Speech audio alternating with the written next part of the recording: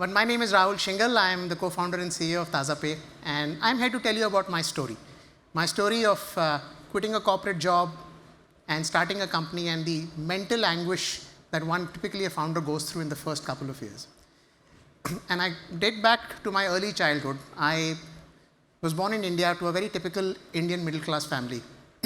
My father was a general in the army. I had two very high achieving brothers, one IIT and the other one was also in the army, who was also a 3-star general. So you get the picture. I was from a very high achieving family. And so from the very beginning, had immense pressure to be successful. And since my dad was in the army, although we had a comfortable upbringing, the money was always tight. So from very beginning on my formative years, I had this real urge to be successful and rich. Rich enough that money does not matter on a day-to-day basis. So I was quite driven to be successful. So like most people of my age group, got an MBA, joined a corporate bank, a reputed bank, and started working 60, 70 hours a day and going up the corporate ladder. And about 3-4 years into that job, I started to feel very shallow because the job there was increasingly more about managing the environment, paper pushing, keeping the bosses happy. All of you who've been through a corporate journey know what that means. So in my mid-20s, I quit that and joined a FinTech startup. Those days, it was not called FinTech, neither was it called a startup. It was just called stupidity to join an early-stage tech company. And it was a fantastic experience. I was there for 7 years and grew with the company. It got acquired after 7 years. And after that, I joined PayPal, which was a phenomenal experience. I was at PayPal for 10 plus years. And when I joined PayPal, it was a $10 billion company. And by the time I left, it was a $20 billion company, a $200 billion company. So it had grown 20x in 10 years. So phenomenal growth. Not only in terms of professionally, but even personally, it was massive growth because of financially, etc. And last 3-4 years, I was really urging to do something of my own. And I wanted to quit and try and something. But I think the allure of the stock options and the yearly vesting was quite hard to let go. And so I did what is known as the quintessential rest while you vest. Stayed there for three years than I should have. And I still did not plunge into entrepreneurship because I was looking for financial security. As you see in my formative years, that's been my mindset. So I joined Stripe, and I thought that will be a good middle ground between being an entrepreneur but being in a bit of a stable environment. And although it was a great experience in terms of company building, in terms of product building, they built most world-class product, it was still a largely go-to-market role, and I was feeling increasingly frustrated and wanting to do something. So finally, in April 2020, joined hands with two co-founders, Rahul, who's here, and Saroj, and started Tazapay. And it was a very scary experience to quit a well-paid job and start something. And we had a pretty vague idea of what we wanted to do.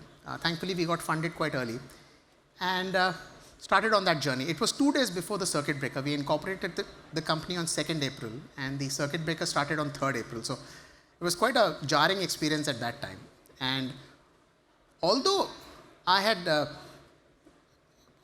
the math in my mind that I'm going to quit and I'll have so much money and I'll be able to sustain a lifestyle even without a salary, I think I totally underestimated how brutal it is on your mindset when you forego a paycheck.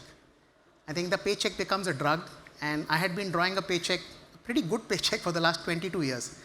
And that paycheck disappearing was so brutal on my mindset that it was very difficult to reconcile, although I had done all the math.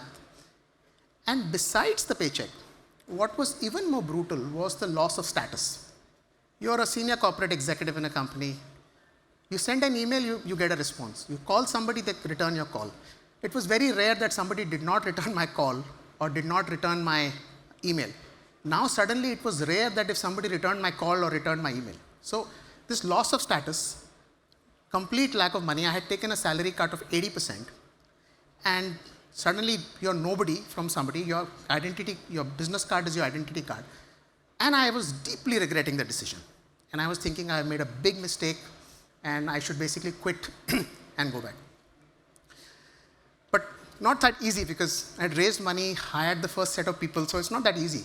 So I started regretting a lot. And at that point, the pandemic was happening and my old companies were doing extremely well because those were the heydays of payment. You know, PayPal, for instance, stock had gone from 100 to 300. So every time I met my old colleagues, it used to really suck.